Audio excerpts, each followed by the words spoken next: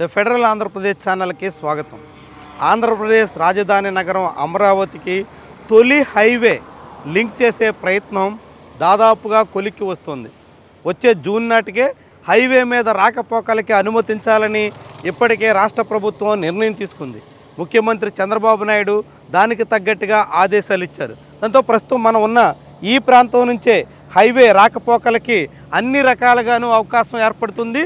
Highway number 16 అటు చెన్నై ఇటు కోల్కతా మధ్యలో విజయవాడకు వెస్ట్ బైపాస్ రోడ్డుగా దీన్ని పిలుస్తున్నారు. కృష్ణానది మీద దీనికి ఇప్పుడు మన విజువల్స్లో చూస్తున్నటువంటి వంతెన్ని 3వ వంతెన్ని నిర్మించారు. ఈ వంతెన ద్వారా అమరావతికి రాకపోకలు సాగించేందుకు తగ్గట్టుగా పూర్తి స్థాయిలో ఏర్పాట్లు చేస్తున్నారు. ఇప్పుడు మనం చూస్తున్నటువంటి ఈ వంతెన ఆధారంగానే రాకపోకలన్నీ కూడా జరగబోతున్నాయి. జూన్ నుంచి ఈ వంతెన మీద రాకపోకలకి అనుమతించాలని ఇప్పటికే ముఖ్యమంత్రి చంద్రబాబు ఆదేశించడంతో దానికి తగ్గట్టుగా NHAI అధికారులు కూడా సన్నద్ధం చేస్తున్నారు. అయితే వాస్తవానికి గతంలో జగన్మోహన్ రెడ్డి ప్రభుత్వం ఇప్పుడు మనం ఉన్నటువంటి ఈ సీడ్ యాక్సెస్ రోడ్డు ఈ ప్రాంతంలో నేరుగా సెక్రటేరియట్కి హైకోర్టు లాంటి ప్రాంతాలకు వెళ్ళేటువంటి ఈ రోడ్లో ఇక్కడ మాత్రమే అండర్ పాస్ ఇచ్చారు. మిగిలినటువంటి చాలా చోట్ల అండర్ పాస్ కూడా లేకపోవడంతో అనేక చోట్ల రాకపోకలకి ఆటంకం కలగబోతుంది. కాబట్టి ఆయా ప్రాంతాల్లో రింగు ఏర్పాటు చేయాలని తొలుత చంద్రబాబు ప్రభుత్వం భావించింది. దానికి తగ్గట్టుగా NHAI అధికారులకి సూచించింది. దాంతో ఈ హైవే ప్రారంభోత్సవం దాదాపు 1-2 ఏళ్ళు పట్టొచ్చు అనేటువంటి అంచనాలు వినిపించాయి.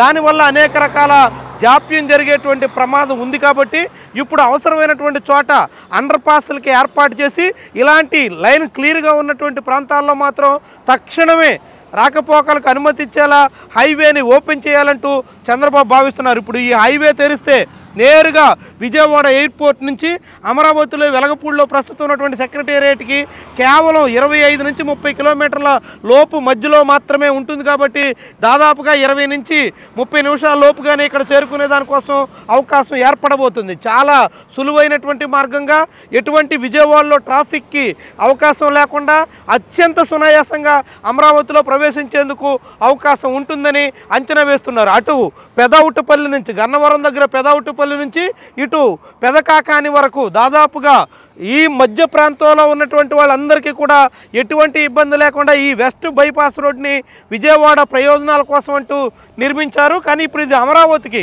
తొలి హైవే కాబోతోంది. అమరావతితో లింక్ చేసినటువంటి తొలి హైవేగా ఈ హైవే 16 నిలవబోతుంది. ఈ హైవే 16 ద్వారా మొత్తం రాకపోకలకు అనుమతిస్తే అమరావతి నిర్మాణ పనులు ఏప్రిల్ 3వ వారం నుంచి ప్రారంభించాలని రాష్ట్ర ప్రభుత్వం భావిస్తోంది. కాబట్టి ఏప్రిల్ 3వ వారం నుంచి నగర నిర్మాణం కోసం తరలించబోయేటువంటి మెటీరియల్కి కానీ ఇతర వాహనాల రాకపోకలకు కానీ ఎటువంటి సమస్య లేకుండా పూర్తి అనువుగా ఉంటుందనేటువంటి ఉద్దేశంతో రాష్ట్ర ప్రభుత్వం ఉంది. వాస్తవానికి షెడ్యూల్ ప్రకారంగా ఈ కాంట్రాక్ట్ ప్రకారంగా ఈ వెస్ట్ బైపాస్ రోడ్ని మొన్నటి ఏప్రిల్ నాటికే పూర్తిగా అందుబాటులో తీసుకురావాల్సి ఉంది.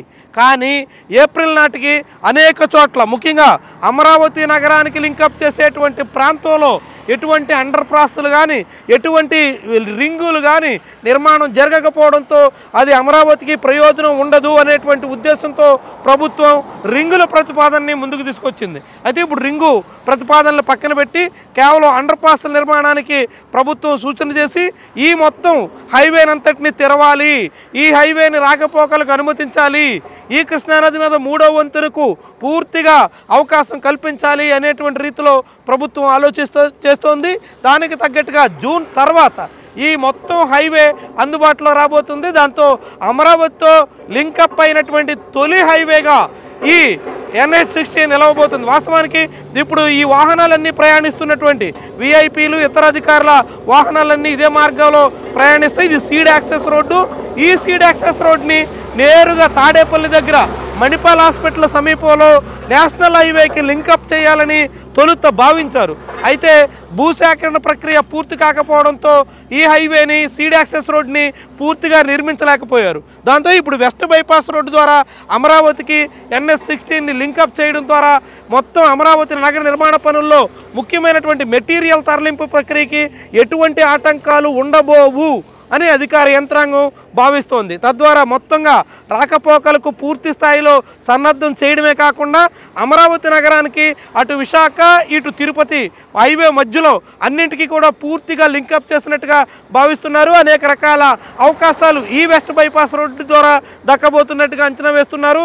అమరావతి నగరానికి ఉన్నటువంటి రాకపోకల సమస్య కూడా ఇదొక పరిష్కారం అవుతుందని కూడా భావిస్తున్నారు.